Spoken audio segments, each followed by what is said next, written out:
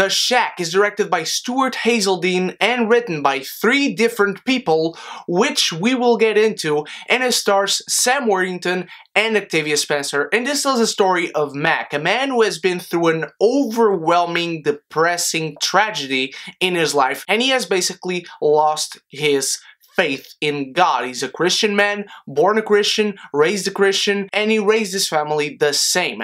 And after this tragedy and after losing his faith in God, he meets Papa, played by Octavia Spencer. And I don't want to get too much into the plot because both the trailers and the description on IMDb both kind of ruin at least half of the film. Look, personally, I'm not against faith movies whatsoever. I think faith movies have their place, and I think faith movies are for certain people to watch. And faithful people, people who are Christians, will, at least for the most part, enjoy this film. This movie has some qualities to it. I think the acting all around is strong. I think Octavia Spencer is actually great in this role, and she plays a very endearing and very charming and very kind character, which of course you might know who she is playing, but still I want to keep this spoiler free as much as I can. She's not the only character of her type, and I think she did all the parts really, really well. As well as did the other 2 actors, which I will not name, nor will I show images of, because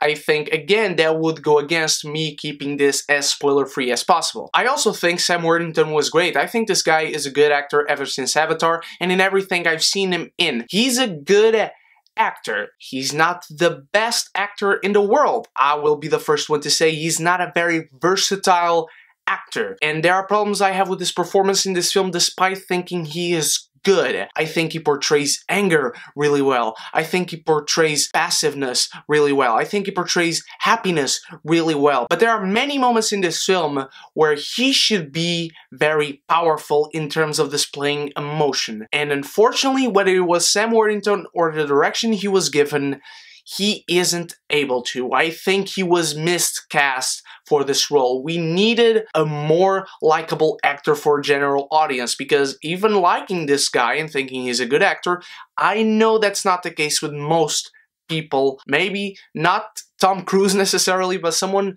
as likable all around as Tom Cruise in this role would have been better. But there is one moment where Sam Worthington shows what he can do. He truly shows his ability. And then, when he finally does, the movie decides to have a country song by Tim McGraw, I am guessing, playing over everything that is going on. And it completely killed the mood. In this scene, Sam Worthington starts to bawl out, and comprehensively bawl out. You understand why this guy is feeling that way. You understand this guy should feel that way. He is entitled to feel this way and be just overwhelmed with emotion, and he does it really well. But the song kills the mood. All around, I think the editing works. I think the directing is good, and there are actually moments of great directing in this. There are very important scenes in this movie, and many scenes that should have come across as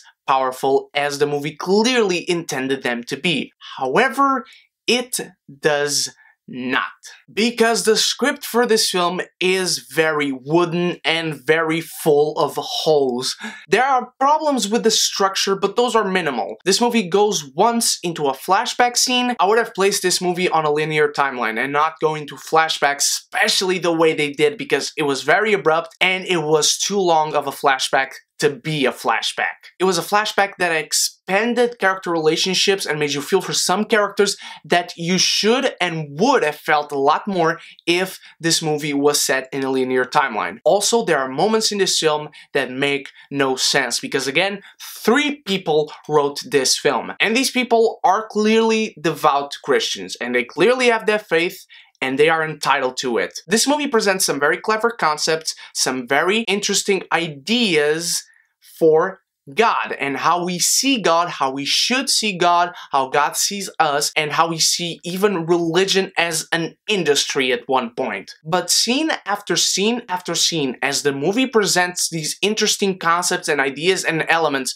and raises questions for you as an audience, it immediately detracts from them in the scene afterwards. This movie seems to want to be very progressive when it comes to people's views into God. This movie seems to want to be very progressive when it comes to asking us how we see God and are we being fair with it, and are we wrong by doing things the way we are doing things depending on each person's point of view. But then the movie retracts from that and immediately goes into the most bland and everyday versions of looking into God and into religion and into faith that you have seen before. The movie completely contradicts itself throughout its whole runtime. And the runtime is also a new low. The runtime of this movie is 2 hours and 10 minutes.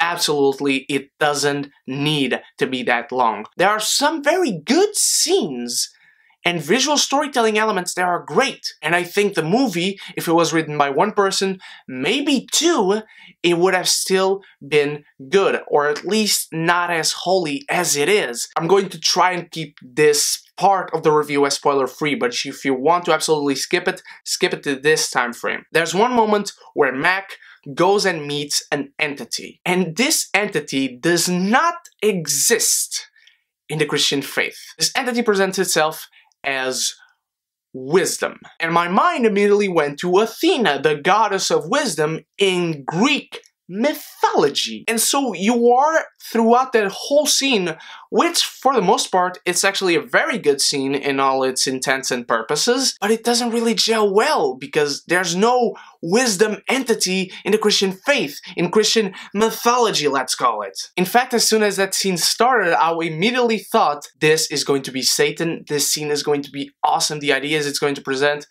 But it isn't. The actors are all fine, the directing is fine, the editing is fine. There's actually some very good music in this apart from the country fucking song on the highlight of the film, or at least what should have been the highlight scene of the film where the message of the film comes across. There is a good message in here, but as far as concepts and ideas and making this movie original and innovative, the movie completely contradicts itself and creates hole for its entire structure. The Shack is not a bad movie, and again, I think it has its place, its rightful place, and for devout Christians, I'm sure you will please many of you, if not all of you. But I think as far as wanting to present new ideas and concepts and elements and be innovative and original, it completely falls apart because it is its own worst enemy. It's not bad, it's not good, so The Shack, whether you watch it or not, your heart will go on.